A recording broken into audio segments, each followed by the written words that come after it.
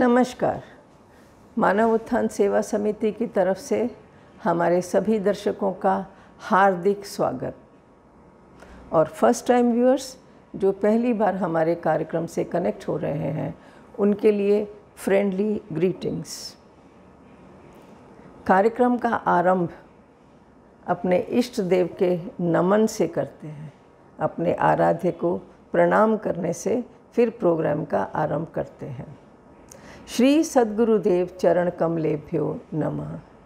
Salutations to my masters lotus feet. आज बात करेंगे नवरात्रि और माँ दुर्गा के अवतार की। अविनाशी दिव्य ईश्वरीय शक्ति की मातृ रूप में, जननी रूप में उपासना का पर्व है नवरात्रि और माँ दुर्गावतार। पुराणों में बताया, एक बार दैत्य महिषासुर ने कठोर तप किया। अपनी तपस्या से उसने ब्रह्मा जी को प्रसन्न कर लिया और ब्रह्मा जी को प्रसन्न कर कर उसने अजेय होने का वरदान भी प्राप्त कर लिया। और फिर अजेय होने का वर पाकर वो मद में चूर हो गया और अहंकार में भरकर उसका चारों दिशाओं में उसका आतंक उसने मचा दिया। यहाँ तक कि उसने स्वर्ग को भी नहीं छोड़ा। स्वर्गाधिपति इंद्र को वहाँ से हटाकर उनसे सिंहासन छीनकर और उन्हें निष्कासित कर दिया। भयभीत परास्त देवों ने त्रिदेव की स्तुति की और अपनी रक्षा के लिए प्रार्थना की। और तब जगत पिता ब्रह्मा, जगपालक विष्णु एवं आशुतोष भगवान शिव की तीनों की सम्मिलित शक्ति से एक दिव्य शक्ति स्वरूपा कन्या का सृजन हुआ। ब्रह्मा जी ने उस कन्या को कमल का पुष्प भेंट किया, विष्णु जी ने चक्र प्रदान किया और भगवान शिव ने उन्हें अपना त्रिशूल उपहार स्वरूप दिया। सभी देवों ने माँ दुर्गा की स्तुति की और अपने अपने आयुध उन्हें भेंट किए, जैसे वज्र, धनुष बाण, खड्ग इत्यादि। दुर्गा शब्द का शाब्दिक अर्थ है जो किले में अर्थात दुर्ग में, किले में अपने शत्रुओं से सर्वथा सुरक्षित हो। और इतना ही नहीं, जिनकी शरण में जाकर प्रत्येक जीव सुरक्षा प्राप्त कर सके, ऐसी अद्वितीय अनुपम शक्ति है माँ दुर्गा की। तो देवी दुर्गा ने सृष्टि की रक्षा करने का दृढ़ संकल्प लिया। सभी आयुध सबसे सज्जित होकर अपने वाहन सिंह पर सवार होकर निकल पड़ी महिषासुर का अंत करने को। उन्होंने 9 दिवस तक निरंतर उस अधम दैत्य के साथ युद्ध किया और अंततः उसका संहार किया। देवी दुर्गा की प्रेरक कथा, अब इतनी बड़ी कथा है, इतनी बड़ी शक्ति है माँ दुर्गा, तो कुछ तो हमको भी सीखना चाहिए ना उनसे। तो उनकी प्रेरक कथा हमें बताती है कि जिस प्रकार संयुक्त त्रिशक्ति से एक दिव्य कन्या का, शक्ति स्वरूपा कन्या का सृजन हुआ और उन्होंने देवताओं से प्राप्त सारे आयुध धारण करके उस पर भी अपनी संपूर्ण शक्ति, अपनी पूरी ऊर्जा लगाकर फिर उन्होंने उस दैत्य पर विजय प्राप्त की। तो हमें भी इसी प्रकार ईश कृपा की छत्र छाया तले, क्योंकि अच्छाई तो ईश्वर के शुभाशीष की छत्र छाया में ही फलीभूत हो सकती है, अपने मन में उत्तम भावना लेकर, श्रेष्ठ विचार लेकर, अपनी सभी सकारात्मक शक्तियों को एकत्रित करके अपने दुर्गुणों पर, अपने दोषों पर और अपने आसपास समाज में कहीं भी बुराई किसी भी रूप में हो, उसको समाप्त करने का प्रयास अवश्य करना चाहिए। ये सीख हमें माँ दुर्गा के अवतार की कथा से मिलती है। ऐसा क्यों? क्योंकि बुराई का अंत करने के लिए सभी सकारात्मक शक्तियाँ, सभी अच्छाई की शक्तियों को संगठित होना ही होगा। तभी हम अपने मनोवांछित परिणाम पा सकते हैं। और इस मार्ग पर चलना थोड़ा मुश्किल लगता है। कभी कभी हम भी संसारी जीव हैं, कमज़ोरियों के पुतले हैं, कभी कभी हम चूक जाते हैं। तो उत्कर्ष के इस मार्ग पर, कल्याण के इस पथ पर ज्ञानी सद्गुरुदेव महाराज हमेशा अपने भक्त की, अपने शिष्य की रक्षा करते हैं, उसका मार्गदर्शन करते हैं। तो आइए अब सुनते हैं गुरु वंदना। चलिए गुरु वंदना का आनंद लेते हैं। प्रेम से बोलिए श्री सद्गुरुदेव महाराज की जय। परम आदरणीय जगजननी श्री माता जी की जय।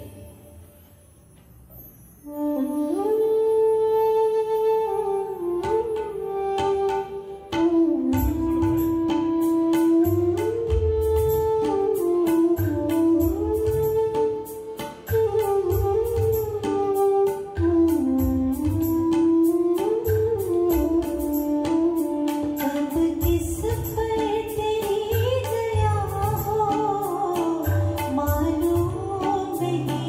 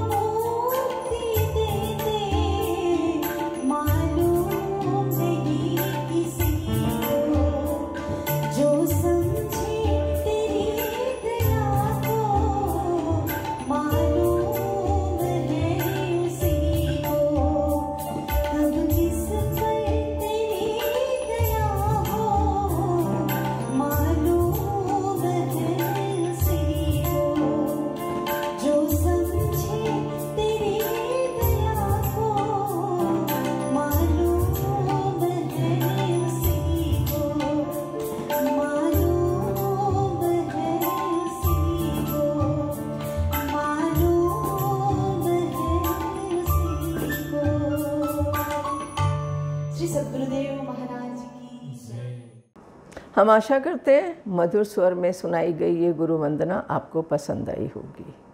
धन्यवाद बहुत बहुत सुंदर इस गुरु वंदना के लिए। देवी की आराधना में भगवती को त्रयंबके कहा गया है। त्रयंबके अर्थात 3 नेत्र हैं जिसके। माना जाता है कि देवी के तीनों नेत्र सूर्य, चंद्रमा एवं अग्नि के प्रतीक हैं। और हम जानते हैं चंद्रमा तो स्वभाव से ही शीतल होता है। सूर्य अपनी अनंत अपार शक्ति का द्योतक है और अग्नि परिचय देती है परम तेज का। तो ये तीनों नेत्रों के पीछे की कथा हमें हमारे धर्म ग्रंथों में बताई गई। तीसरा नेत्र इतना महत्वपूर्ण, इसके विषय में भगवान कृष्ण ने गीता में अर्जुन को समझाया और कहा, दिव्यम ददामि ते चक्षु, मैं तुम्हें दिव्य चक्षु प्रदान करता हूँ। दिव्य चक्षु अर्थात ज्ञान का चक्षु। त्रेता युग में भगवान राम का जब रावण से युद्ध हो रहा था, तो राम और रावण के युद्ध समय मान्यता इस प्रकार है कि उस समय भगवान राम ने शक्ति की आराधना की। शक्ति की आराधना की और ये उदाहरण प्रस्तुत किया कि जब हम सत्य के पथ पर होते हैं तो उसकी शक्ति हमें, सत्य की शक्ति हमें बचाती है, हमारी मदद करती है। शक्ति स्वरूपा देवी माँ की आराधना की। और रावण वो तो भयभीत हो गया, उसे पराजय की आशंका सताने लगी। तो क्या किया उसने? बुरा आदमी तो बुराई करेगा ना। उसने भगवान की पूजा सामग्री में से एक नीलकमल का पुष्प कम कर दिया। अब प्रभु राम ने तो पूजा सामग्री में 108 नीलकमल के पुष्प सजाए थे और उनको पूजा में इस्तेमाल करना था।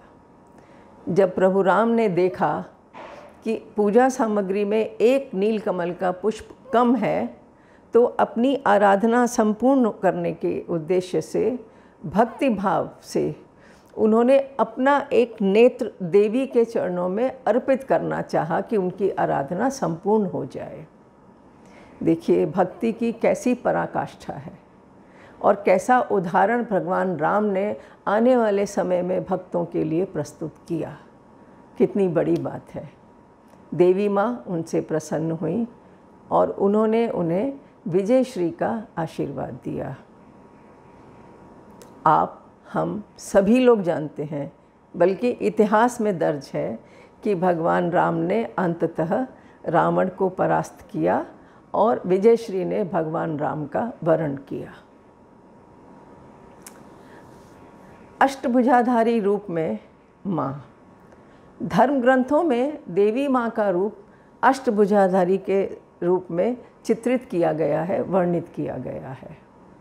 और इस रूप में देवी माँ सन्मार्ग के पथिक अपने भक्तों को, सत्कर्म में प्रवृत्त अपने भक्तों को सुरक्षा का अभेद्य कवच प्रदान करती हैं, अभेद्य चक्र प्रदान करती हैं।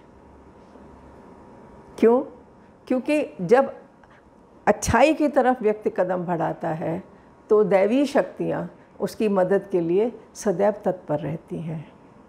और करुणामयी माँ अपने भक्त को अच्छाई के मार्ग पर अवश्य प्रेरित करती हैं, सहायता करती हैं। और अब थोड़ी देर के लिए चर्चा को विराम देंगे।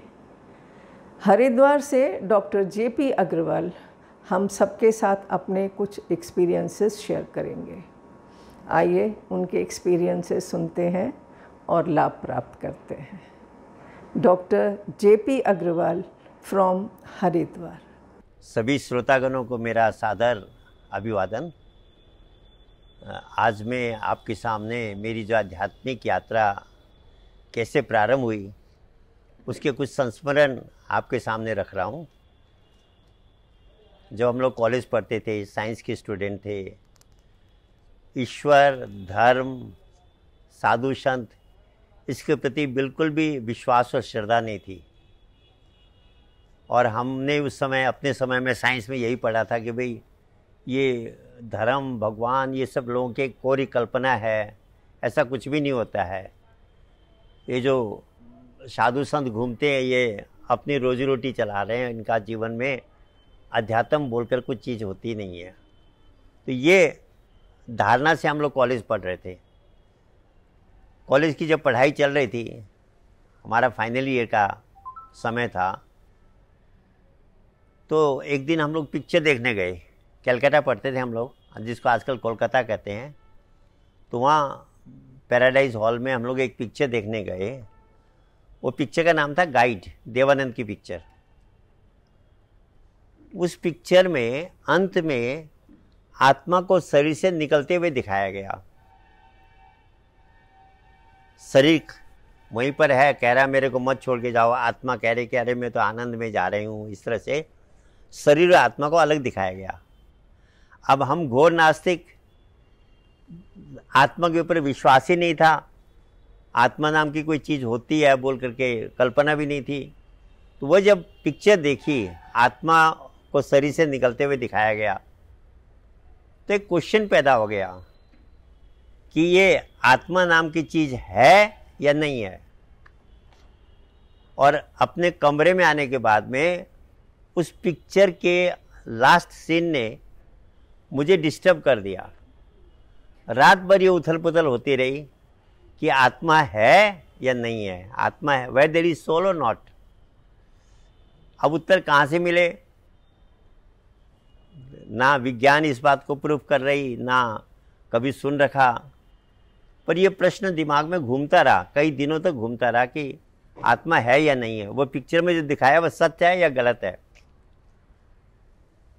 अंत में एक सॉल्यूशन आया दिमाग में कि लोग कहते हैं भगवान और आत्मा, परमात्मा और आत्मा कहते हैं। तो पहले तुम इस चीज़ की खोज मत करो कि आत्मा है या नहीं है, पहले ये खोज करो कि भगवान है या नहीं है। सर्चिंग के खोज किया, थोड़ा सा डायरेक्शन हल्का सा बदल गया। आत्मा है या नहीं है इसकी जानकारी, इसकी सत्यता पता करने से पहले भगवान है या नहीं है। तो अब ये प्रश्न दिमाग में घूमने लगा, मंथन होने लगा कि भगवान है या नहीं है। कुछ दिन बीत गए, इसका भी सॉल्यूशन नहीं मिला, क्योंकि साइंस में कहा जाता है जब तक तुमको कोई चीज़ प्रैक्टिकल नहीं हो तुम उस पर विश्वास मत करो। तो तर्क से संतुष्टि होने वाली नहीं थी, ना ऐसा कोई संपर्क था कि भाई कोई ज्ञानी साधु संत मिले वहाँ पर। दिमाग को काफ़ी परेशान कर दिया इस प्रश्न ने। निर्णय करना चाह रहा था मैं कि भगवान है या नहीं है। जब किसी प्रकार निर्णय नहीं कर सका मैं, तो एक दिन फिर एक लॉजिकल ब्रेन में एक थॉट आई। थॉट कहिए, इंट्यूशन कहिए, कुछ भी कहिए, उस समय की बात है कि भगवान को तो अंतर्यामी कहते हैं। अंतर्यामी का मतलब सब जगह है, तो मेरे अंदर भी होगा। वो तो सब जगह सुन रहा है, जो हम कल्पना भी करते हैं वो भी उसको पता है, जब अंतर्यामी और सर्वसमर्थ है। तो मन ही मन मैंने रिक्वेस्ट की। मैंने कहा हे भगवान, तुम अगर एग्जिस्ट करते हो, आप रियल में हो, तो मुझे कन्विंस करो, प्रूव करो कि आप हो। अगर आप मुझे कन्विंस कर देते हो तो मैं इतना आपको आश्वासन दे सकता, इतना मैं प्रॉमिस कर सकता हूं कि मैं आपके इस अनुभूति का जितना मेरे से हो सकेगा मैं इसका प्रचार करूंगा कि भाई भगवान वास्तव में है, उसको माना जाए, जाना जाए। और मैंने कहा अगर आप नहीं है तो मैं अपना टाइम वेस्ट नहीं करना चाहता इसके पीछे। मैंने हम्बल रिक्वेस्ट, चैलेंज नहीं किया, हम्बल रिक्वेस्ट की दिल से, क्योंकि मुझे परेशान कर रखा था उस पिक्चर के उस सीन ने कि आत्मा है या नहीं है, भगवान है या नहीं है। तो जब मैंने रिक्वेस्ट किया, उसके बाद कुछ ऐसी घटनाएं होने लगी जो इनडायरेक्टली दिखा रहे कि कोई सुपर पावर है जो सारी सृष्टि को मैनेज कर रहा है। कुछ ऐसी इंसिडेंट्स मेरे जीवन में हल्की फुल्की आने लगी। तब भी ऐसे जीवन चल रहा था। ये था कि जब तक मैं भगवान के बारे में पूरी तरह न जान लूँ क्या हूँ, तब तक मैं उसको नहीं मान सकता। ऐसे कर करते कॉलेज ख़त्म हो गया, यूनिवर्सिटी की परीक्षा आ गई। तो हम कई दोस्त एक कमरे में बैठ के, 5 दोस्त एक ही कमरे में बैठ के प्रिपेयर करने लगे एग्ज़ाम के लिए, क्योंकि उसमें तो डिग्री मिलनी है, डिस्टिंक्शन लाना है, आदमी चाहता है मेरे अच्छे से अच्छे मार्क्स आए। तो जब हम 5 दोस्त मिल करके जब हम तैयारी कर रहे थे, एक दोस्त हमारा क्या करता था कि 1 घंटा सुबह 1 घंटा शाम को आंख बंद करके बैठ जाता था। हमें अच्छा नहीं लगता था, हम कहते ये कैसा मूर्ख है, आजकल के साइंस के युग में ये आंख बंद करके पता नहीं किस साधु के चक्कर में पड़ गया, क्यों अपना टाइम वेस्ट कर रहा है। एग्ज़ाम के दिनों में 2 घंटा बहुत बहुमूल्य होता है, कितना आदमी प्रिपेयर कर सकता है, और वह 2 घंटा, 1 घंटा सुबह 1 घंटा शाम का आंख बंद करके बैठा है। हमने उसको समझाया, भाई तुम किस साधुओं के चक्कर में पड़ गए हो, ये धर्म कर्म ये सब लोगों का एक बिजनेस है, ये भी तुम्हारे माँ बाप ने इतनी दूर भेजा है तुमको पढ़ने के लिए, तुम क्यों अपने माँ बाप का पैसा बर्बाद कर। वह हमारी बात को सुनता था पर कोई जवाब नहीं देता था, और 2 घंटा बर्बाद करना भी नहीं छोड़ता था। हमने कहा पता नहीं इसका किसी ने ब्रेन वॉश कर दिया, अब ये बेकार हो गया, पास भी करेगा कि नहीं करेगा। कुछ समय बाद समय आया, हम लोगों ने एग्ज़ाम दिया। हमारे समय में कलकत्ता यूनिवर्सिटी में 50% में डिस्टिंक्शन मिलता था, जो आजकल 80% में मिलता है जनरली, क्योंकि उनकी मार्किंग बहुत टफ होती थी। 50% स्कोर करना भी बहुत बड़ी बात मानी जाती थी कलकत्ता यूनिवर्सिटी में। आजकल मैंने सुना 60% हो गया डिस्टिंक्शन का लेवल। तो पढ़ाई में हम लोग सभी अच्छे ही थे, सबका डिस्टिंक्शन आया, किसी का 55 था, किसी का 58 था, किसी का 60 था। हमें उस दोस्त की चिंता हो रही थी वो पास भी करेगा कि नहीं करेगा। उसमें भी देखा तो डी लिखा हुआ था, डी का मतलब डिस्टिंक्शन होता है। अरे बेवकूफ़ का कैसे डिस्टिंक्शन आ गया। जब उसकी marksheet I, it was around 76%, बहुत हाई मार्क्स थे। हम तो चौंक गए, हमारी कल्पना से बाहर था कि ये मार्क्स लाया कैसे, ये तो 2 घंटा बर्बाद करता था डेली। हमें उसके मार्क्स की जो डाइजेस्ट नहीं हुए। हमने कहा उससे, कहीं तेरे ये मार्क्स इतने कैसे आ गए, कहीं 36 को 76 तो नहीं हो गया। अरे बोला क्या बात करते हो, मैं तो अबोव 80% की आशा कर रहा था, मेरे तो मार्क्स कम आ गए। हमने कहा तुम 2 घंटा बर्बाद करते थे, बर्बाद करने वाले का कहाँ से मार्क्स आ जाएंगे। तब बोला वह, उससे पहले कभी हमारे साथ उसने बहस नहीं की। बोला अरे मैं बर्बाद नहीं करता था, मैं मेडिटेशन करता था, ध्यान करता था, और ध्यान करके जब मैं उठता था, जो केमिस्ट्री का चैप्टर मुझे 1 घंटे में याद होता था, 20 मिनट में याद होने लगा। जो फिजिक्स में स्टैटिक्स के प्रॉब्लम सॉल्व करने मुझे आधा घंटा लगता था, मेरे 10 मिनट में सॉल्व होने लगे। मेरी क्षमता, मेरी एफिशिएंसी, कार्य क्षमता 3 गुना बढ़ गई। तुम लोग दिन भर में जितना प्रिपेयर करते थे, मैं उससे 3 गुना प्रिपेयर कर लेता था। इसलिए ये तो मेरे कम मार्क्स आ गए। मैं तो, मेरा अंदाज था कि कम से कम 80% मेरे आएंगे, पता नहीं क्यों मेरे मार्क्स कम आ गए। अब उल्टा पड़ गया हमको, हम कहाँ उसका मजाक उड़ाते थे, सोचते थे इसका तो ब्रेन वॉश कर रखा है। वो कह रहा कि मेरे ब्रेन पावर को बढ़ा दिया इस ध्यान ने, इस मेडिटेशन ने। हमने पूछा भाई तुम किसका ध्यान करते थे, राम का, कृष्ण का, दुर्गा का, शंकर का। बोला मैं ऐसा ध्यान नहीं करता था, मैं जब आंख बंद करता हूँ तो मैं लाइट देखता हूँ, उस लाइट पे मैं मेडिटेट करता था। हमने कहा क्यों गप मार रहे हो, आंख बंद करने के बाद अंधेरा दिखता है, लाइट कैसे दिखेगी। बोला नहीं, मैं जब आंख बंद करता था तो मुझे लाइट दिखती है। हमने कहा ऐसे कैसे हो सकता है, तुम आंख बंद करो लाइट दिखे, हम आंख बंद करें अंधेरा दिखे। सिस्टम तो प्रकृति की सबके लिए कॉमन है, एक ही है। अरे बोला तुम लोगों को पता नहीं है, हमारे अंदर एक तीसरी आंख है, थर्ड आई है। तुम लोगों की थर्ड आई बंद है, इसीलिए तुम आंख बंद करते तो अंधेरा दिखता है।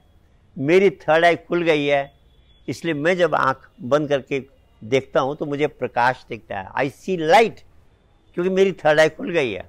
हमने कहा कैसे खुली, स्क्रू ड्राइवर से टाइट किया या क्या किया, हम तो फिर भी हमें उसकी बात पे भरोसा नहीं हो रहा था। बोला नहीं ऐसा नहीं है। मुझे 2 साधु मिले और उन्होंने मेरा तीसरा नेत्र खोल दिया। अब मैं वह अंदर भगवान की ज्योति को देखता हूँ और उस पर ध्यान करता हूँ।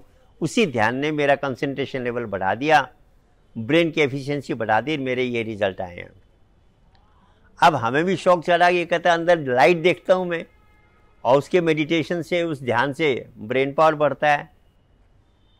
हमने कहा वह साधु यहाँ है कलकत्ता में या चले गए? बोला जी है। कहाँ है? बोला नूतन बाजार में एक व्यक्ति, उसका नाम सत्यनारायण अग्रवाल था, वो बाद में खामगांव में शिफ्ट हो गए, उसके घर में ठहरे हुए हैं साधु लोग। उस समय में आश्रम नहीं थे वहाँ पर। एड्रेस लेकर हम चले गए, वहाँ पहुँचे तो कई साधु थे, 3-4 साधु थे, पर उसमें हमें एक साधु से मुलाकात हुई। हमने कहा जी बोला आप लोग किस लिए आए हो? हमने कहा आप लाइट दिखाते हो, हम लाइट को देखने के लिए आए हैं। हमें तो और कुछ पता नहीं था, धर्म कर्म की बातें पता नहीं थे। बोला आप किस धर्म को मानते हो, किस भगवान को मानते हो? हमने कहा जी हम तो नास्तिक हैं, अभी तक भगवान पे हमारा विश्वास नहीं है, पर हमारे दोस्त के साथ ऐसा ऐसा हुआ, इसलिए हम आए कि हम भी उस लाइट को देख करके मेडिटेशन करें।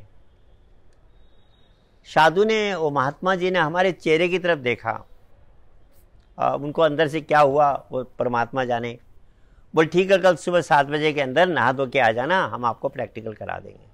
हम 2 दोस्त गए थे, दूसरा दोस्त सिलीगुड़ी का ही था मेरा, उसका नाम हनुमान था। हम दोनों गए अगले दिन सुबह 7 बजे। अब हमें ये भी पता नहीं था भाई फूल प्रसाद कुछ लेके जाना है, खाली हाथ नहीं जाना होता है। हम तो जाके पॉकेट में हाथ डाल के खड़े हो गए। तो दूसरे जो महात्मा जी थे वहाँ पर, जिन्होंने मेडिटेशन सिखाना था, उनका नाम था महात्मा रामानंद जी, जो काफ़ी ओल्ड एज में जाके, अभी तो नहीं है वह हमारे बीच में, पर दरबार के बहुत वरिष्ठ महात्मा थे वह महात्मा रामानंद जी। उन्होंने सिखाना था। उन्होंने जब हमको देखा ये पॉकेट में हाथ डाले खड़े हुए लड़के हैं, अरे बोला इनको दूसरे कमरे में भेजो, ये इसके लिए फिट नहीं है। हमको कहा कि आप लोग दूसरे कमरे में चले जाओ, यहाँ आपका एडमिशन नहीं होगा। हम समझ गए कि आज हमारा दिन, ये जो सिखाने वाले प्रोग्राम था उसमें हमारी उसके अंदर एंट्री नहीं होगी। हम बाहर ही खड़े रहे एक तरफ। इतने में पहले दिन जो महात्मा जी मिले थे वो से मुलाकात हो गई। हमने कहा महात्मा जी आपने बुलाया था, पर आज तो हमें तो ये सिखाने वाले नहीं हैं। बोले क्या हुआ? मैंने कहा जी हमें क्या पता क्या हुआ। तो उनकी आपस में बात हुई। बोले लड़के पॉकेट में हाथ डाले हुए हैं, प्रणाम भी नहीं करते, ना कोई फूल प्रसाद लेके आए हैं। ऐसे नास्तिक लोगों को सिखा करके फ़ायदा क्या है? हमारे सामने में बात हो रही थी। हमने कहा महात्मा जी ये तो हमारी गलती नहीं है। तब तो हम महात्मा जी भी नहीं कहते थे, हम कहते स्वामी जी ये तो हमारी गलती नहीं है। आपने कहा सुबह 7 बजे के अंदर नहा धो के आ जाना, तो हम 7 बजे के अंदर नहा धो के आ गए। अगर आप कहते कोई फूल प्रसाद लाना है, तो मैं जिस बिल्डिंग में रहता हूँ बड़ा बाजार में, उस बिल्डिंग का नाम ही फूल कट रहा है, नीचे 40 दुकानें फूल की। हमने तो ऊपर से उतरना था, फूल लेने थे, और उस समय में 5 पैसे में इतने फूल मिल जाते। सामने मुच्छा बाजार की फल पट्टी है, कोई फल प्रसाद लेके आना, हम ले आते। आपने तो हमें कहा नहीं, तो हमें क्या पता। हम तो पहली बार अध्यात्म में आपके इसमें आए हैं, तो ये तो हमारी मिस्टेक नहीं है। और प्रणाम करने की बात आप कहो जी यहाँ प्रणाम करना, हम कर देंगे, हमारे अंदर अभिमान भी नहीं है। पर हम तो रॉ हैं, हमें तो इस बारे में कुछ पता ही नहीं है, पर हम सीखने में इंटरेस्टेड हैं। तभी तो हम सुबह 7 बजे के अंदर नहा धो करके तैयार होके आए हैं। उनके अंदर पता नहीं क्या हाल है, बोला दे दो इनको भी दे दो। हमको कमरे के अंदर एंट्री मिल गई। हमारे जैसे और 10-15 लोग थे वहाँ पर फिर भी दिमाग में विश्वास नहीं हो रहा था। अंदर प्रकाश कैसे दिखाएंगे, क्या ट्रिक है, क्या चमत्कार है। मतलब दोस्त की बात पे भरोसा भी हो रहा था, पर मन में हल्की फुल्की वो भी थी कि भाई पता नहीं क्या अनुभूति होगी। खैर जब उन्होंने साधना सिखाई, तीसरा नेत्र खुला, प्रकाश का दर्शन किया, और भी जो हम तो केवल उतना ही जानते थे उस समय, पर उसके अलावा वो जो गर्भ में प्रभु का नाम हर व्यक्ति जपता है उसका अनुभव कराया, जब टोटल एक्सपीरियंस दी, वह मेरे लाइफ का टर्निंग पॉइंट हो गया। जीवन में एक ऐसी चीज़ मिली जिसकी कल्पना भी नहीं की जा सकती और जिसकी कीमत भी नहीं दी जा सकती। खैर, मिलने के बाद मैं वापस आया। उसके कुछ दिन बाद हल्का फुल्का बुखार आया मुझे। मेरे पिताजी के दोस्त कोई डॉक्टर थे, एलोपैथिक डॉक्टर, उन्होंने मुझे पता नहीं क्या दवाई दी, उस दवाई ने मुझे और सीरियस बना दिया। हालत बिगड़ती चली गई, बुखार उतर ही नहीं रहा। अकेला रहता था कमरे में, अड़ोसी पड़ोसी भी कहा ना, सुख के सब साथी, दुख का कोई नहीं है। धीरे धीरे अड़ोसी पड़ोसी सब ने आना बंद कर दिया, मैं अकेला कमरे में पड़ा हूँ। बेचैनी होती थी, पर बेचैनी जब होती थी बैठ करके जो ही थोड़ी देर मेडिटेशन करता था, मैं शांत हो जाता था। उससे मुझे अनुभव हुआ कि ये चीज़ कितनी बढ़िया, कितनी बहुमूल्य चीज़ तुम्हें मिली है। सामने की बिल्डिंग में एक पड़ोसी थे, उन्होंने उस समय मेरे लिए खाना भिजवाया, मुझे हेल्प किया, नहीं तो कोई खाने के लिए पूछने वाला भी नहीं था। खैर, उसके बाद जैसे तैसे थोड़ा सा शरीर स्वस्थ हुआ। मैं अंदर से मुझे इंट्यूशन आया कि तुम घर जाओ। घर मेरा कालिम्पोंग था।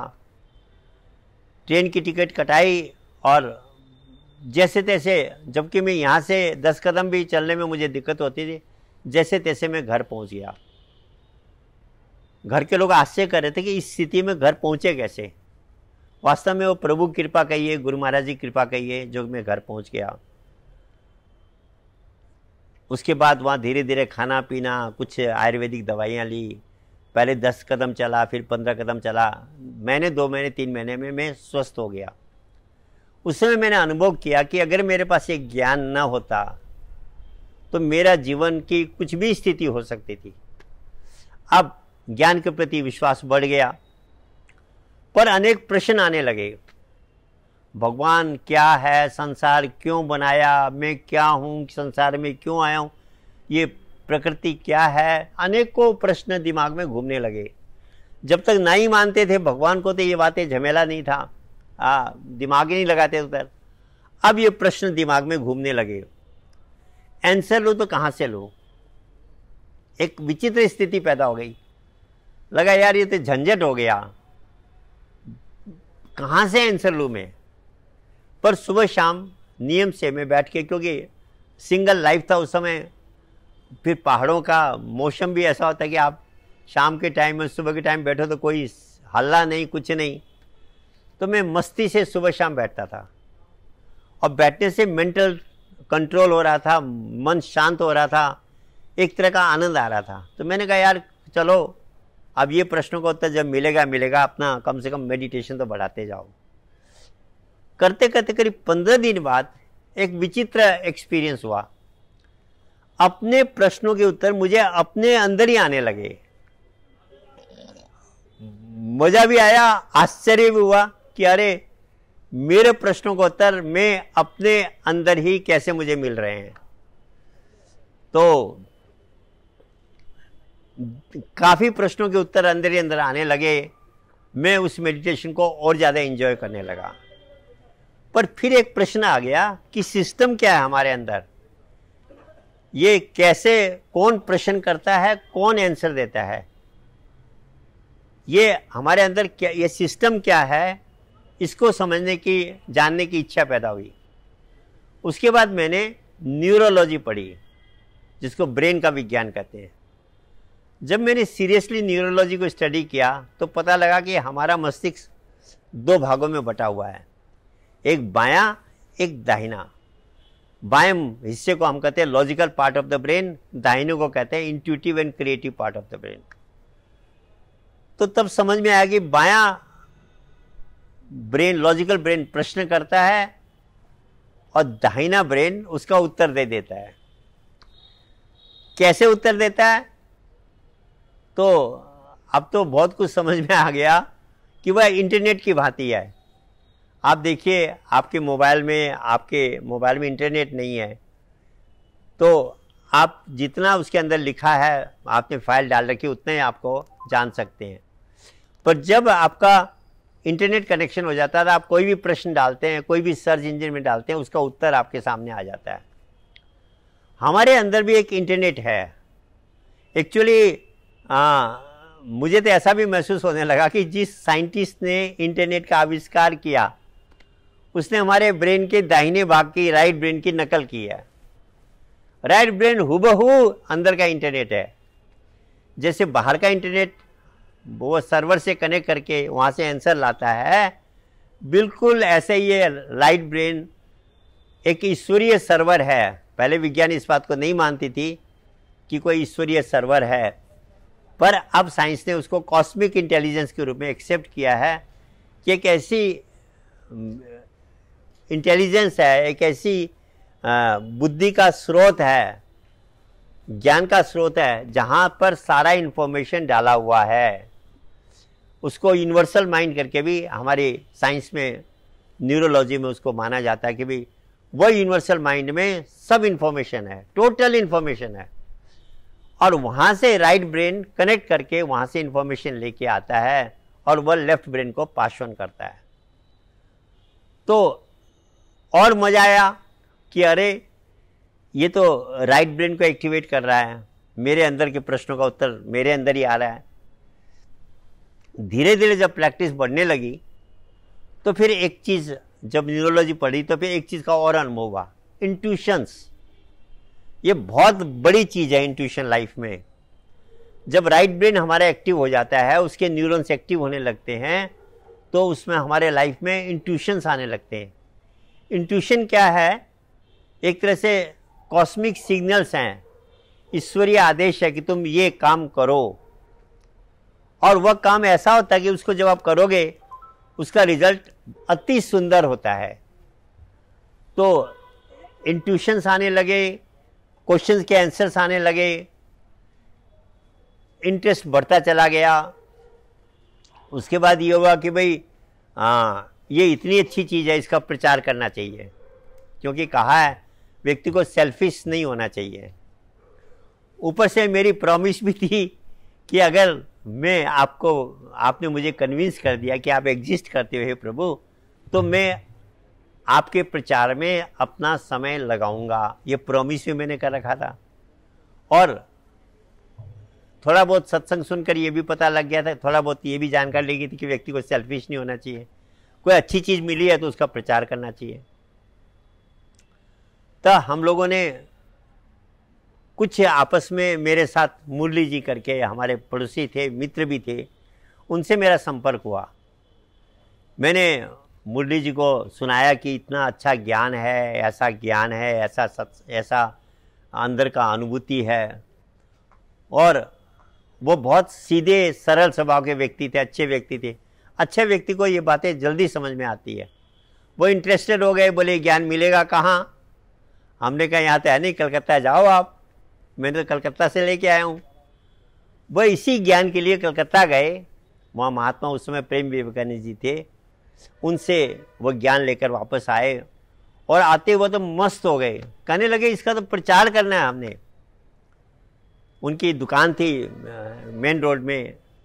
दुकान में वो सारी छोटी छोटी हमारी किताबें, उसमें छोटी छोटी किताबें होती थी, वो सब लेके आए और प्रचार शुरू कर दिया।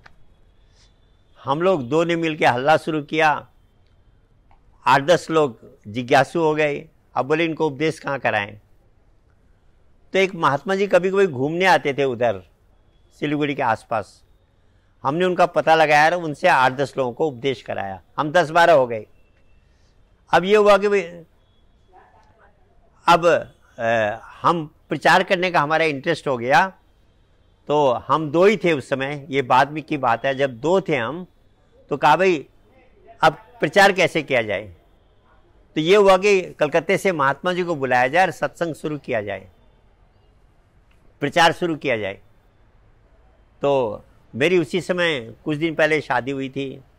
शादी के बाद जब मैंने आना था कलकत्ता से सिलीगुड़ी, कालिम्पोंग, तो उस समय ट्रेन बदल के आना पड़ता था, फ्लाइट का इजी था रास्ता।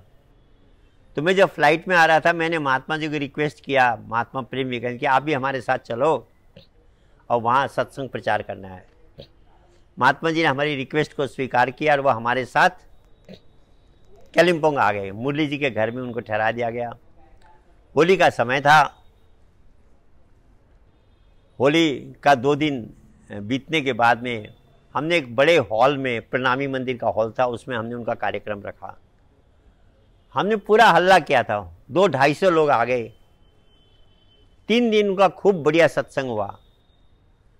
सत्संग के बाद कुछ लोगों ने उपदेश लिया, पर वो जो उपदेश लेने वाले थे वह कुछ दिन में बिखर गए। खैर, हमारा प्रयास चलता रहा, हम लोगों ने सत्संग प्रचार करते रहे और फिर गुरु महाराज जी के दर्शन हुए।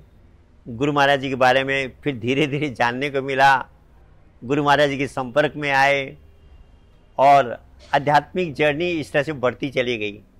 आज तो स्थिति यहाँ वहाँ पर इतनी बड़ी हो गई है कि वो जो हम लोग कथा सुनते हैं ना, ये इसमें सबसे बड़ा योगदान मुरली जी का है।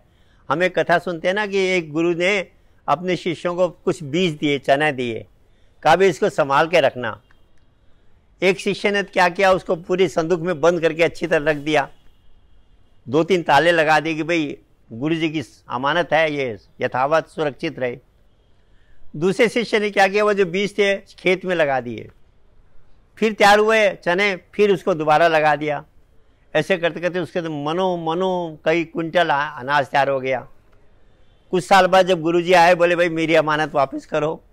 वो जो शिष्य लाने गया, देखता कि वो तो सारा वह राख का ढेर बन चुका है, उसमें सारा वह कीड़े लग करके वह धूला हो गया, सारा चूर चूर हो गया है।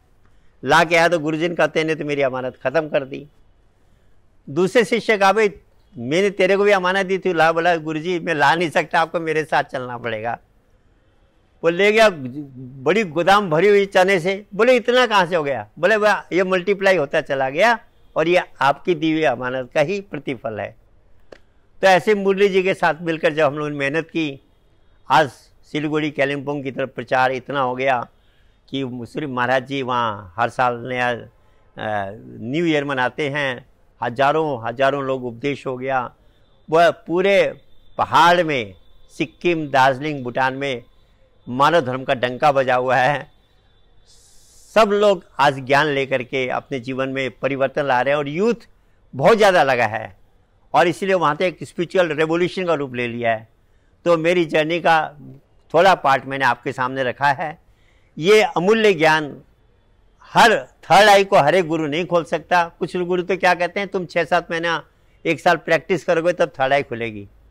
हम कहते थर्ड आई जब खुली नहीं तुम प्रैक्टिस क्या करोगे।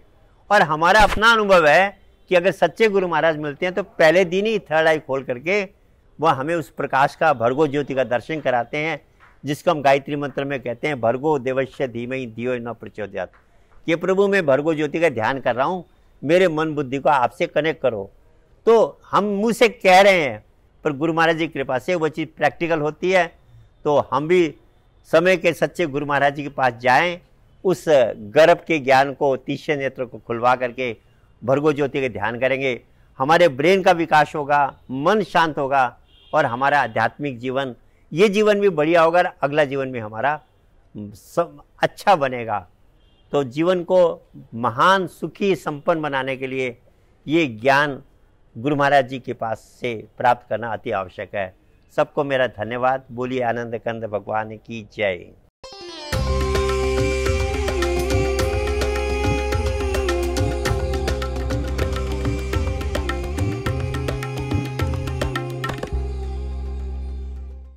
धन्यवाद डॉक्टर अग्रवाल, अपने इतने सारे इतने अच्छे एक्सपीरियंसेस हमसे शेयर करने के लिए। अब चर्चा को आगे बढ़ाते हैं। धर्म के सत्य स्वरूप के ज्ञाता, अध्यात्म ज्ञानी, विश्व विख्यात स्वामी विवेकानंद जी ने एक परंपरा आरंभ की। नारी शक्ति के रूप में शक्ति की, विशुद्ध शक्ति की उपासना के उद्देश्य से उन्होंने छोटी छोटी कन्याओं के पूजन की परंपरा आरंभ की और ये परंपरा आज भी भारत में विद्यमान है। ये परंपरा हमको क्या संदेश देती है? छोटी कन्याओं के पूजन के पीछे क्या छिपा है रहस्य?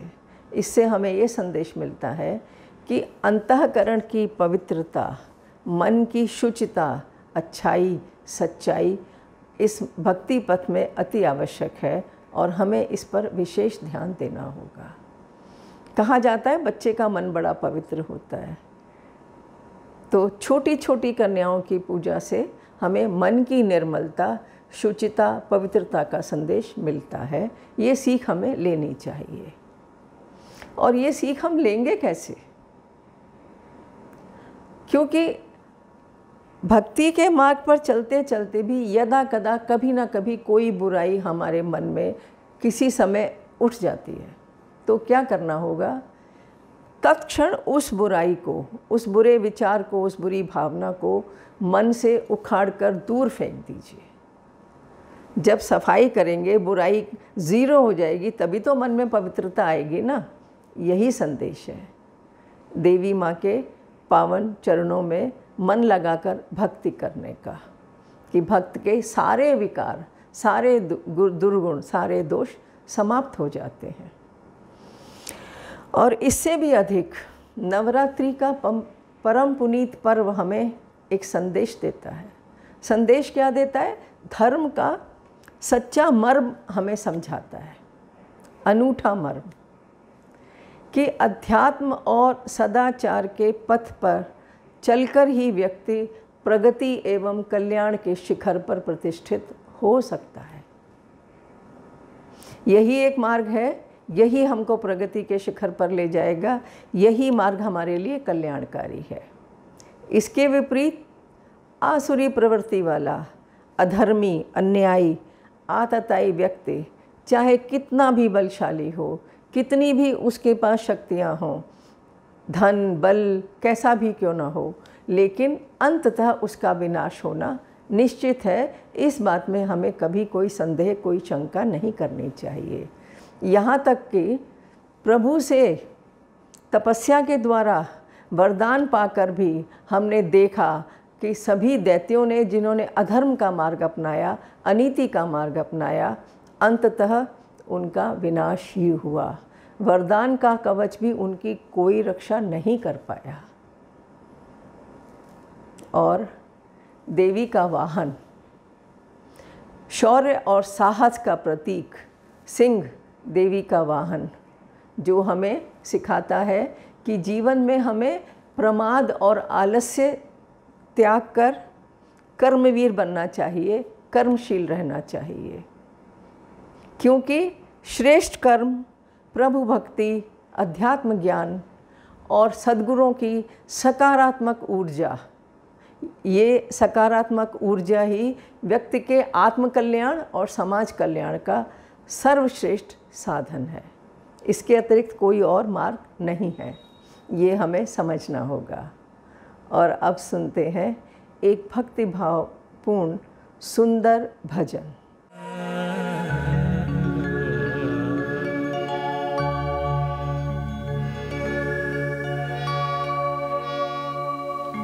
जंगल जंगल ढूंढ रहा है मृग अपनी कस्तूरी, जंगल जंगल ढूंढ रहा है मृग अपनी कस्तूरी। इतना मुश्किल है तय करना, कितना मुश्किल है तय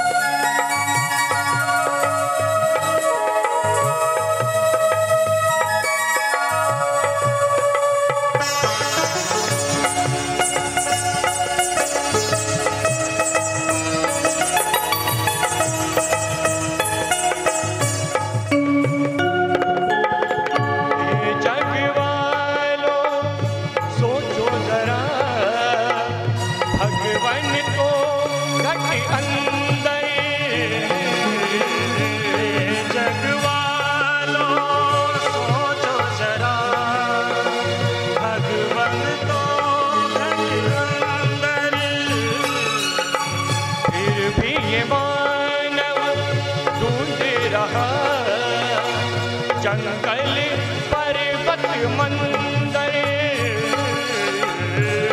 भी मानव ढूंढ रहा, जंगल पर्वत मंदिर। आओ सतगुरु हंस शरण में, आओ सतगुरु हंस शरण में, तो कम होगी दूरी। जंगल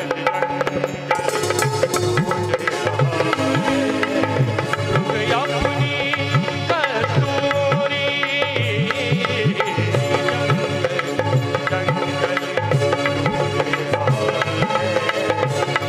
अपनी कस्तूरी।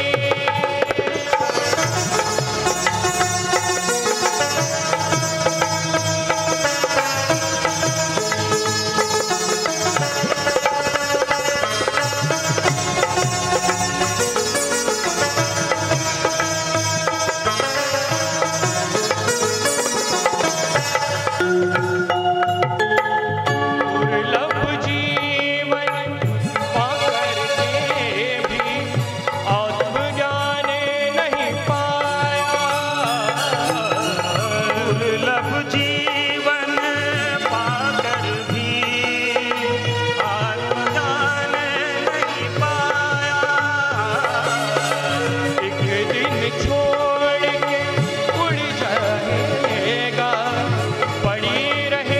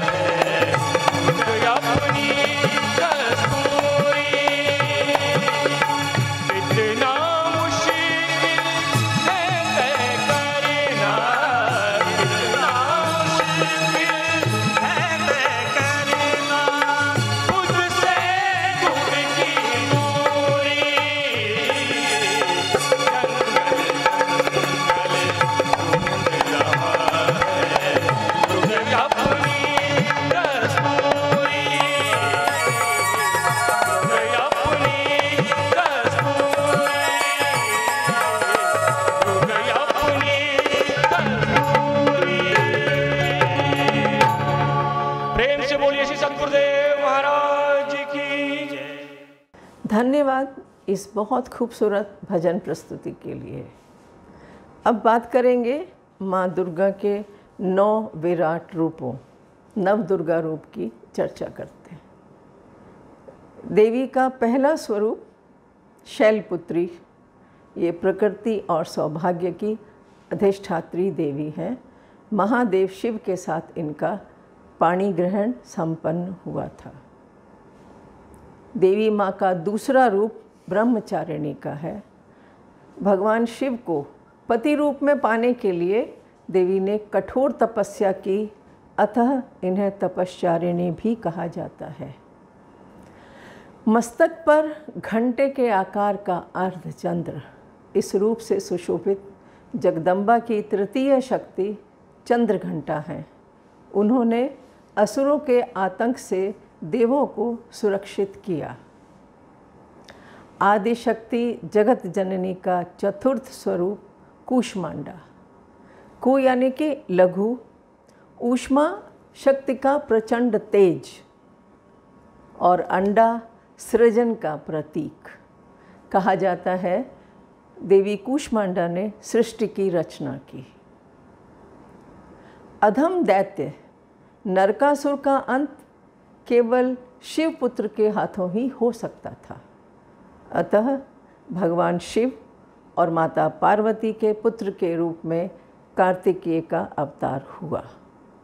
कार्तिकेय का एक नाम स्कंद भी है, इसलिए स्कंद माता के रूप में देवी के पंचम स्वरूप की आराधना की जाती है।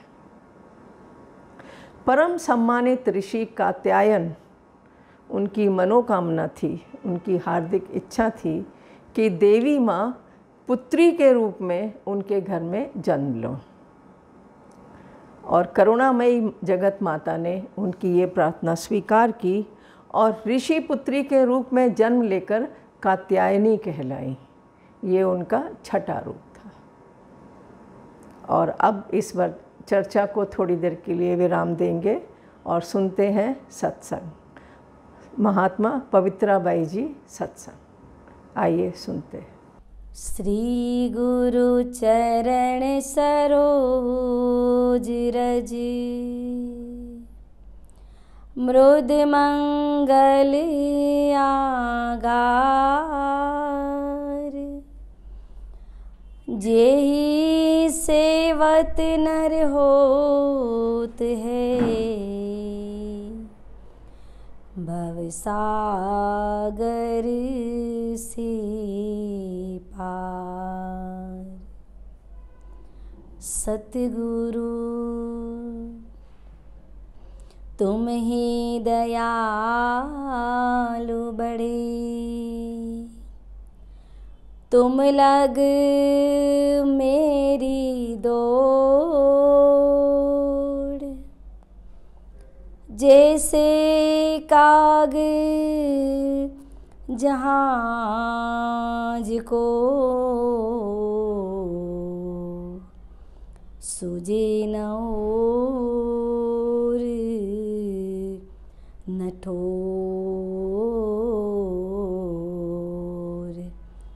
सूझे न ओर न ठोर। प्रेम से बोली श्री सद्गुरुदेव महाराज की जय। परमाराध्या जगत जननी श्री माता जी की जय।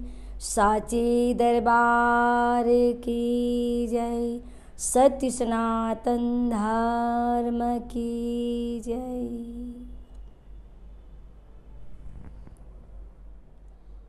इंटरनेट द्वारा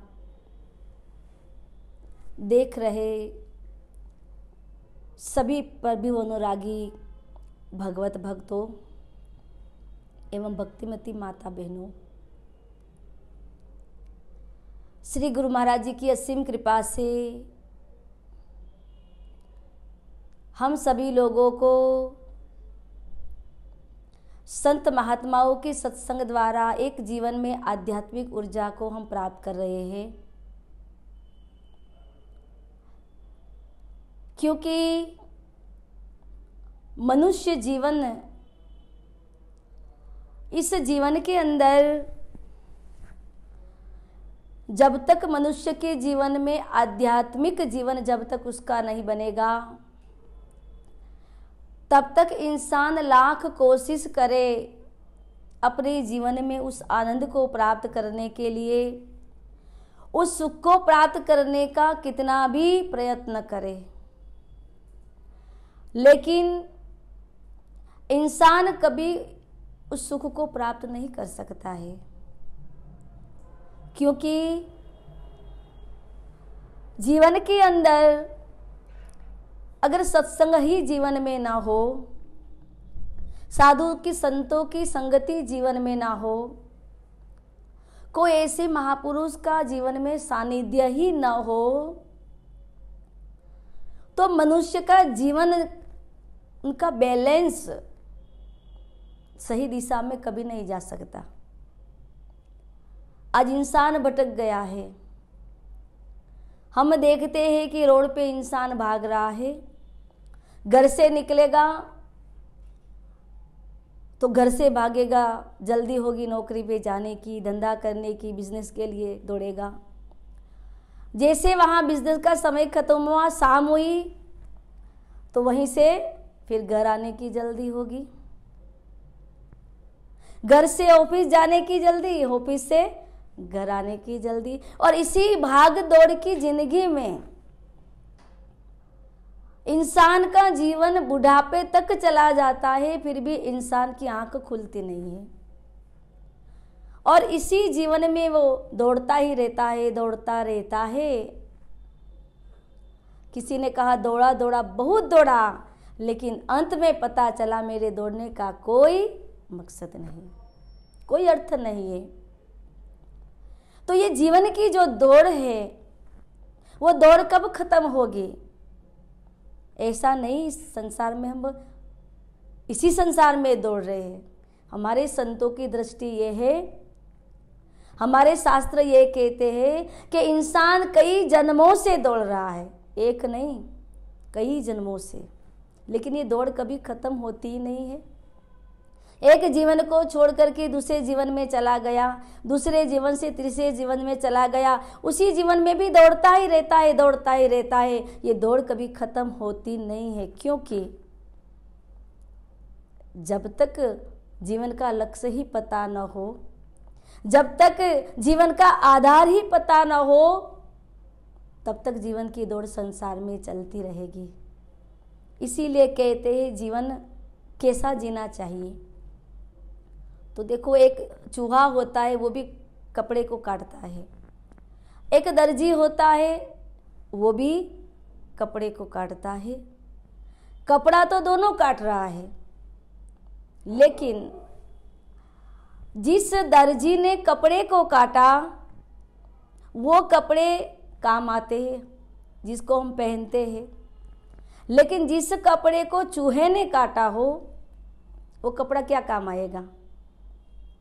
वो कपड़ा किसी काम का नहीं होता है। तो हमें जीवन में ये सोचना है कि इस संसार में आकर के हमें अपने जीवन को दर्जी की तरह सही तरीके से जीवन को भजन, सत्संग, सुमिरन और सत्कर्म करके काटना है, या फिर खाने पीने, सोने में और पैसा कमाने में ही जीवन को काटना है। डिसाइड हमको करना है। अगर चूहे की तरह ही हम इस जीवन को केवल खाने पीने सोने में काट डालेंगे, तो उस कपड़े, जीवन रूपी कपड़े का कोई कीमत संसार में रहेगी नहीं। और इसलिए संसार में मनुष्य का लक्ष्य अलग अलग हो सकता है।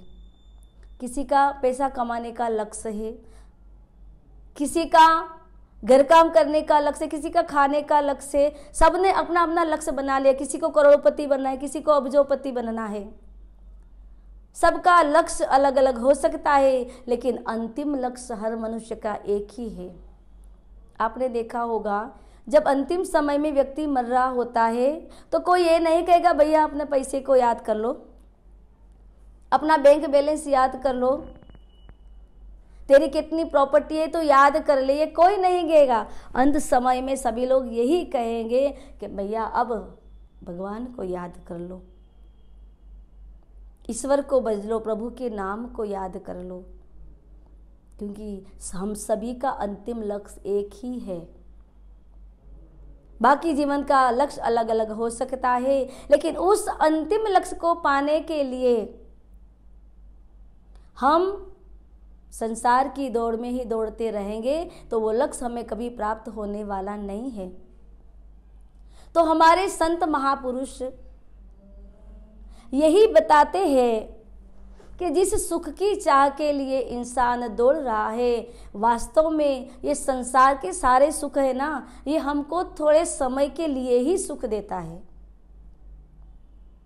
फॉर एग्जाम्पल, जैसे आपने नया नया मकान लिया, बहुत सुंदर मकान बनाया, बंगला बनाया। आप शुरू में जब नए मकान में प्रवेश करते हैं तो उस नए मकान में जाने के बाद वो नया मकान आपको 6 महीने तक अच्छा लगेगा, 1 साल तक अच्छा लगेगा, लेकिन फिर जब उस मकान में रहते रहते आपको कई साल हो गए, 2 साल, 4 साल, 5 साल, धीरे धीरे जो शुरू में जो आनंद मिलता था उस मकान से, वो आनंद खत्म हो जाता है। किसी को रसगुल्ला बहुत पसंद है, अब उसको जब रसगुल्ला देखता है तो बहुत खुश होता है, आनंदित हो जाते, अरे आज मुझे रसगुल्ला मिल गया। अब एक रसगुल्ला खाया, आनंद हो गया, दूसरा खाया और आनंद हो गया, तीसरा खाया और आनंदित हो गया, 4 खाया, 5 खाया, 10 खाया, फिर खाते खाते फिर वो क्या कहेगा, बस अगर और रसगुल्ला खाएगा तो ओवरफ्लो हो जाएगा, वो नुकसानकारक बन जाए, वो आनंद खत्म हो जाता है। उसकी लिमिट होती है, संसार के सुख की लिमिट होती है, संसार के सुख का आनंद है वो लिमिट होता है, अमुक समय के बाद वो आनंद खत्म हो जाता है। जबकि हमारे संतों ने कहा जो परमानंद का जो आनंद है, ईश्वर भजन का जो आनंद है, ईश्वर साधना का जो आनंद है, वो परमानेंट है, वो असीम है, वो सीमित नहीं है। जितना व्यक्ति उस ईश्वर की तरफ जाएगा, जितना व्यक्ति साधना में उस परमात्मा को खोजने का प्रयास करेगा, उतना ही उसको आनंद मिलता रहेगा। ईश्वर को पाए बिना इस जीवन में व्यक्ति वो सुख और आनंद को प्राप्त कर सकता नहीं है। इसीलिए किसी ने बहुत सुंदर कहा है कि जो उस परमात्मा को ढूंढता है उसे परमात्मा जरूर मिलता है, और जिसे ढूंढने का अमल पड़ चुका है वो उस ढूंढने में उस आनंद को ढूंढता है। जिसने ढूंढा इसको, उस आनंद को, उस परमानंद को पाने का, उसको उसी में आनंद मिलता है। फिर वो उसको अपने भीतर ढूंढने में उस आनंद को ही प्राप्त कर, उसे और आनंद जाता है, परमात्मा को ढूंढने में आनंद उसको मिलता है।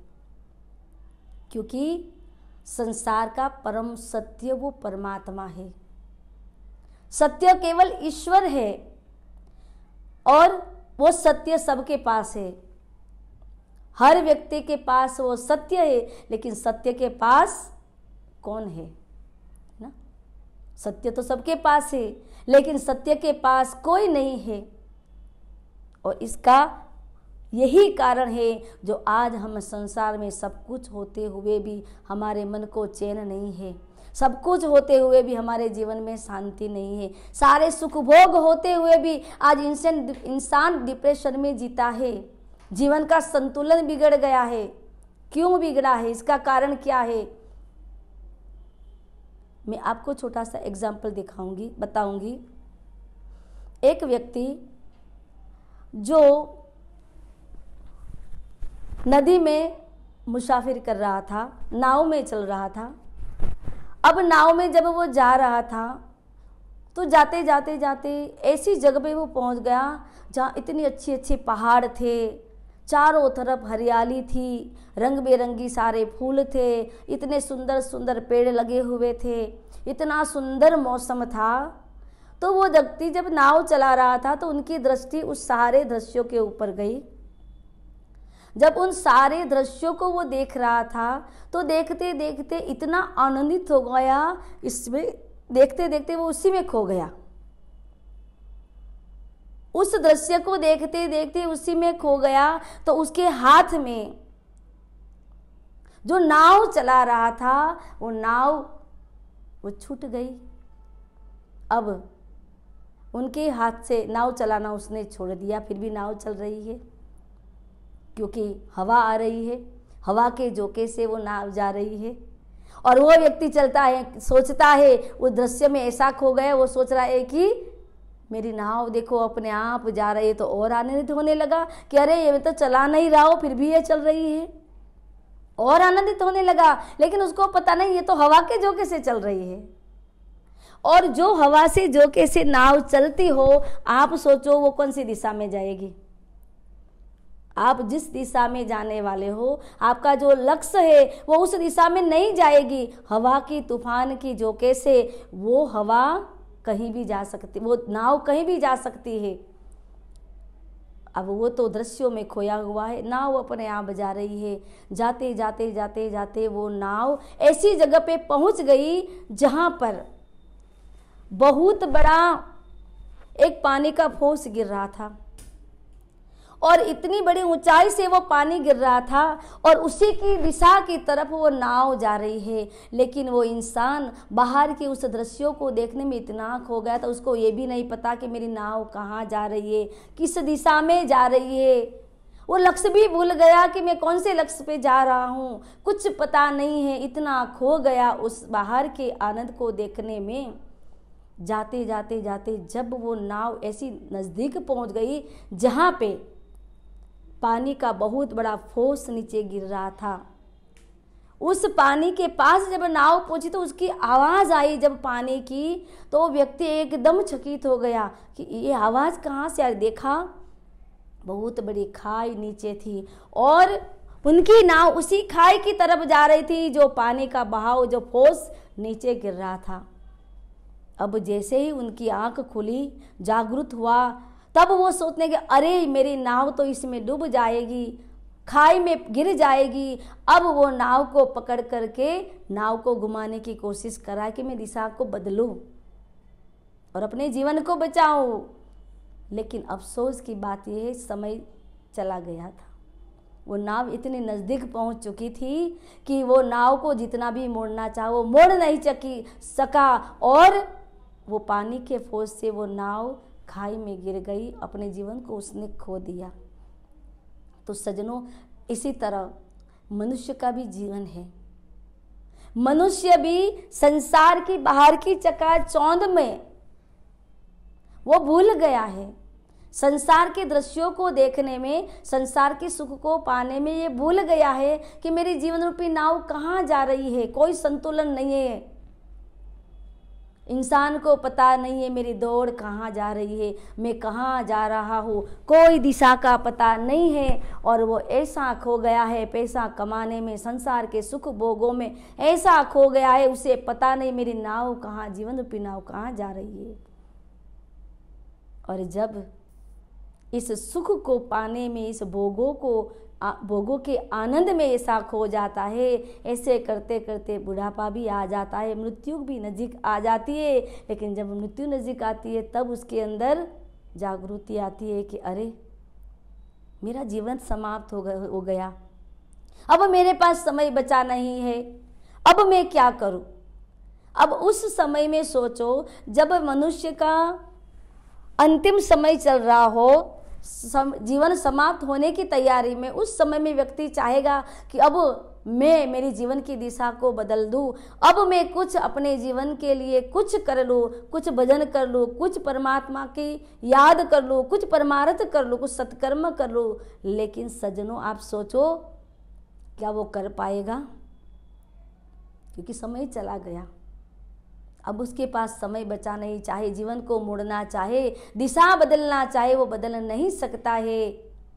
इसीलिए सज्जनों, हमारे जीवन में सेवा, सत्संग, भजन, सुमिरन, अगर ये 4 चीज हमारे जीवन में व्यवहार में आ जाए, ये 4 चीज हमारे जीवन के वर्तन में आ जाए, क्योंकि जैसे संसार के व्यवहारिक काम में हम समय निकालते हैं, जो हमारा काम धंधा है, जो संसार के व्यवहार है वो एक हिस्सा है हमारे जीवन का, ऐसे ही भजन सुमिरन सत्संग सेवा को जीवन का एक हिस्सा बना दो। अपने जीवन व्यवहार में उसको जोड़ दोगे, अगर वो जुड़ जाएगा जीवन के साथ, तो ये हमारी जीवन रूपी नाव कभी उस नरक रूपी खाई में कभी नहीं गिरेगी। हम जीवन की दिशा को बदल सकते हैं। इस जीवन की दिशा को बदलने के लिए ही हमें वो महापुरुष चाहिए जो हमारे जीवन की दिशा को बदल देंगे। इसके लिए हमें जीवन में सत्संग चाहिए, जिसके द्वारा हम अपने जीवन को उस परमात्मा की तरफ मोड़ सके, उस परमानंद की तरफ मोड़ सके।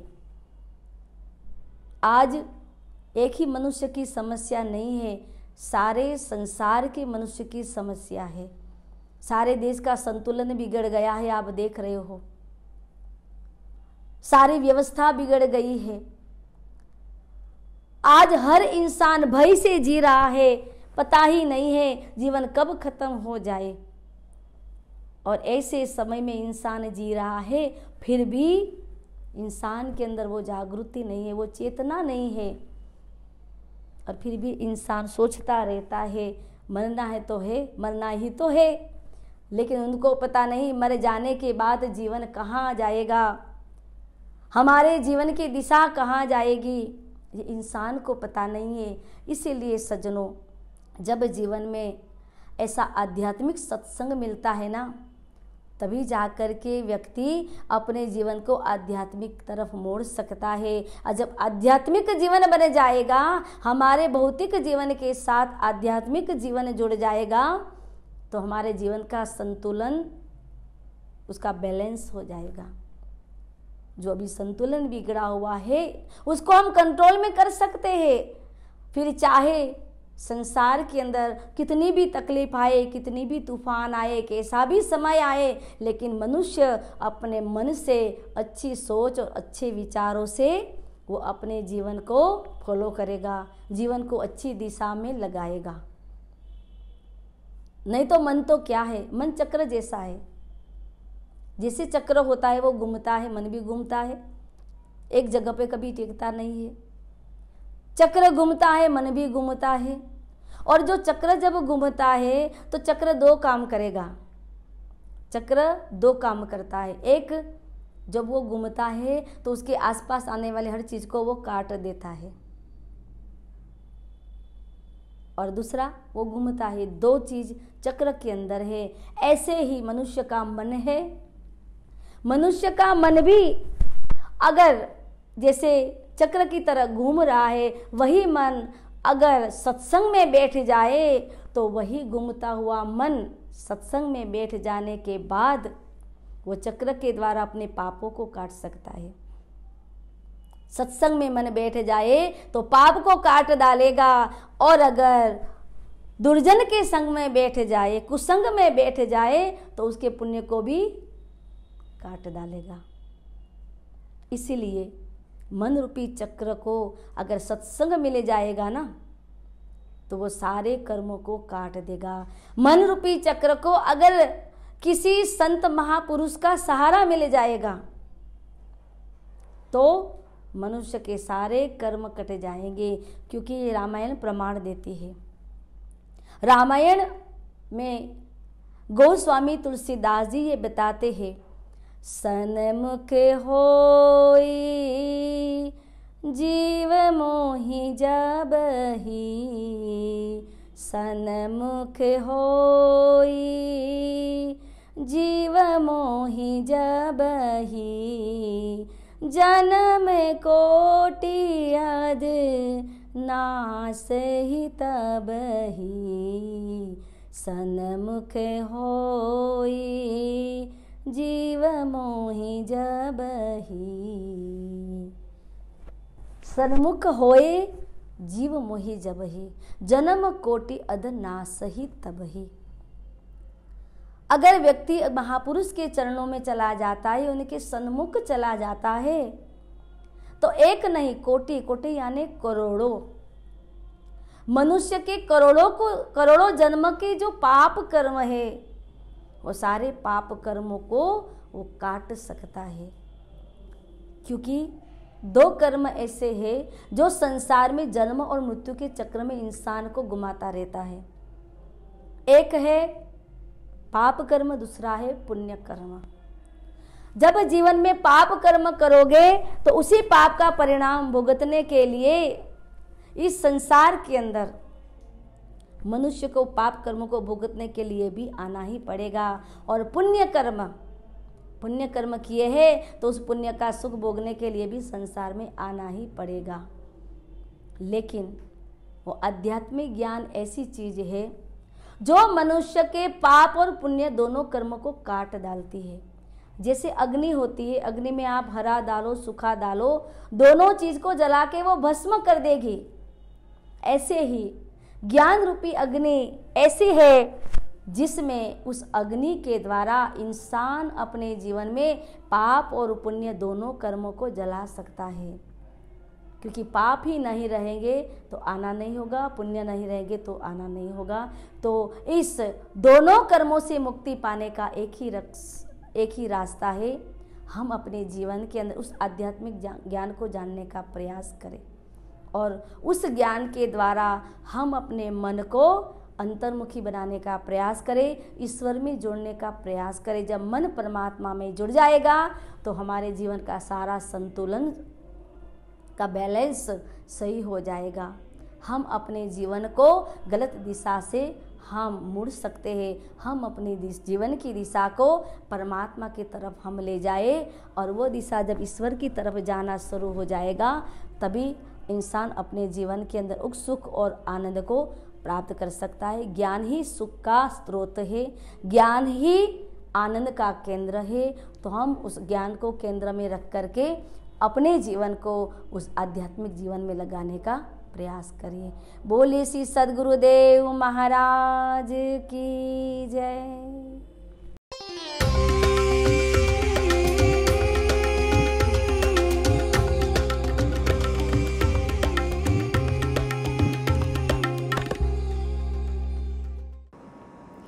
धन्यवाद भाई जी आपके इस सार गर्भित ज्ञानमय सत्संग प्रवचन के लिए। ये हमारा और हमारे दर्शकों का मार्गदर्शन अवश्य करेगा।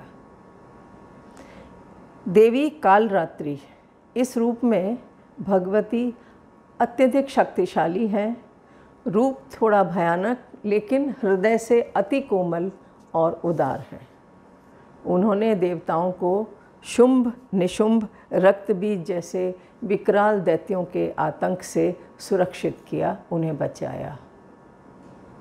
कठोर तप करते करते देवी श्याम वर्णा हो चुकी थी और भगवती की इस कठिन तपस्या से प्रसन्न होकर महादेव ने पावन गंगा जल से उन्हें स्नान कराया और इस प्रकार अत्यंत कांतिमय महागौरी के रूप में देवी प्रकट हुई। और 9वां रूप सिद्धिदात्री, भक्ति, ज्ञान, कर्म, मोक्ष, समृद्धि, सफलता और कल्याण की अधिष्ठात्री देवी सिद्धिदात्री हैं। उनकी आराधना भक्तजन नवरात्रि के 9वें दिन करते हैं। हमने देखा प्रत्येक रूप में शक्तिमय माँ ने। अभी हमने देवी के 9 रूपों की चर्चा की। अभी बहुत विस्तार में करेंगे तो इतना समय भी नहीं है, बहुत गहराई से करेंगे तो सिर्फ हल्का सा जिक्र किया हमने। लेकिन हर एक रूप में हमने ये देखा कि माँ ने जब भी जो भी रूप धारण किया उन्होंने अधर्मी, अन्यायी, आतताई राक्षसों का संहार किया और सत्य, धर्म और न्याय की रक्षा की और भक्तजनों को सुरक्षित किया, देवजनों को सुरक्षित किया, यानी कि बुराई का संहार किया और अच्छाई की रक्षा की। तो आइए शारदीय नवरात्रि की पावन पर्व की इस मंगल वेला में हम भी संकल्प लें, हम और आप सभी संकल्प लें कि श्रेष्ठ कर्म, सद्गुणों और अध्यात्म ज्ञान की शक्ति से बुराई चाहे किसी भी रूप में हो, हम उसका अंत करने के लिए सदा तत्पर रहेंगे। बुराई केवल भीतर नहीं होती, बुराई केवल बाहर नहीं होती। किसी भी रूप में हो, हमें उसका अंत करना ही होगा। क्यों? क्योंकि जिस प्रकार रक्त बीज के रक्त की एक बूंद से रक्त बीज पुनर्जीवित हो जाता था, उसी प्रकार बुराई किसी भी रूप में हो, कितनी भी छोटी हो, एक कण मात्र ही क्यों ना हो, अगर उसका समापन नहीं किया गया, उसको समाप्त नहीं किया गया, तो समय नहीं लगेगा उसको विशाल रूप लेने में। तो इसलिए उसका समूल उन्मूलन करना होगा। जब भी बुराई से निजात पाने का विचार करें तो उसको जड़ से ही उखाड़ना होगा, उसका किसी भी रूप में वो शेष ना रहे, ये ध्यान रखना ज़रूरी होगा। और इससे भी अधिक सर्वाधिक महत्वपूर्ण एक तथ्य है जो पूरे ध्यान से सुना जाना चाहिए और पूरे ध्यान से हम उसको अपने हृदय में उतारें। अटल सत्य है कि शक्ति किसी भी रूप में रहे, वो हमेशा शिव से मिलने के लिए आतुर रहती है, प्रयत्नशील रहती है। अब शिव से मिलने से अच्छा श्रेष्ठ लक्ष्य कोई हो सकता है? नहीं हो सकता। सर्वश्रेष्ठ लक्ष्य यही है कि शक्ति शिव से मिलन के लिए प्रयत्नशील रहे और वहाँ समाहित हो जाए। और इसके लिए प्रत्येक रूप में देवी ने केवल और केवल तप, त्याग, यही मार्ग चुना, साधना का मार्ग चुना। उन्होंने सुख सुविधाओं को त्यागा और साधना का मार्ग चुना, साधनों का परित्याग किया और तपस्या का मार्ग चुना। तो अब कहने की आवश्यकता नहीं है, ये स्वतः सिद्ध है कि इस श्रेष्ठ लक्ष्य की पूर्ति के लिए हमारे लिए भी यही मार्ग श्रेयस्कर है, यही मार्ग हमारे लिए कल्याणकारी है और पूरी तरह से अनुकरण करने योग्य है। या देवी सर्वभूतेषु शक्ति रूपेण संस्थिता, नमस्तस्यै नमस्तस्यै नमस्तस्यै नमो नमः। श्री सद्गुरुदेवाय नमः। Salutations to my master's lotus feet। हम आशा करते हैं हमारे दर्शकों को हमारा आज का ये नवरात्रि थीम पर बेस्ड प्रोग्राम पसंद आया होगा और हमारा ये प्रोग्राम हर संडे प्रसारित होता है। तो हम आशा करते हैं कि हर रविवार की संध्या को भजन और सत्संग के प्रोग्राम में हमारा और हमारे दर्शकों का साथ यूं ही चलता रहेगा। धन्यवाद। मानव उत्थान सेवा समिति एक आध्यात्मिक व सामाजिक संस्था है जो संपूर्ण विश्व में आध्यात्मिक जन जागरण, मानव मात्र के समग्र उत्थान तथा उच्चतम मूल्यों एवं मानवीय सद्गुणों को स्थापित करने के लिए संकल्पबद्ध है। संस्था का मुख्य उद्देश्य है मनुष्य में श्रेष्ठ जीवन के आदर्शों का आरोपण, सर्वधर्म संभाव, ईश्वर प्रेम, ज्ञान, भक्ति, योग तथा विश्व बंधुत्व और समाज में निष्काम सेवा भाव का प्रचार प्रसार करना। ये संस्था समाज में प्रचलित कुरीतियों को खत्म कर सुशिक्षित, सुसंस्कृत एवं उन्नत सभ्य समाज के निर्माण हेतु प्रतिबद्ध है। मानव धर्म के प्रणेता सद्गुरुदेव श्री सतपाल जी महाराज इस समिति के प्रेरक हैं, जिनकी प्रेरणा से समिति के हजारों सन्यासी साधु साध्वीगण न केवल भारत अपितु विदेशों में भी व्यापक स्तर पर बिना किसी जाति, संप्रदाय और भाषा आदि भेदभाव के मानव मात्र के हृदय में स्थित ज्योति स्वरूप सच्चिदानंद परमात्मा का व्यवहारिक बोध कराने के लिए निरंतर प्रयासरत हैं। और इस पावन उद्देश्य की पूर्ति हेतु ये साधुजन कभी घर घर जाकर छोटे स्तर पर आध्यात्मिक सत्संग और कभी विशाल स्तर पर सामूहिक सद्भावना संत सम्मेलनों का आयोजन करते हैं।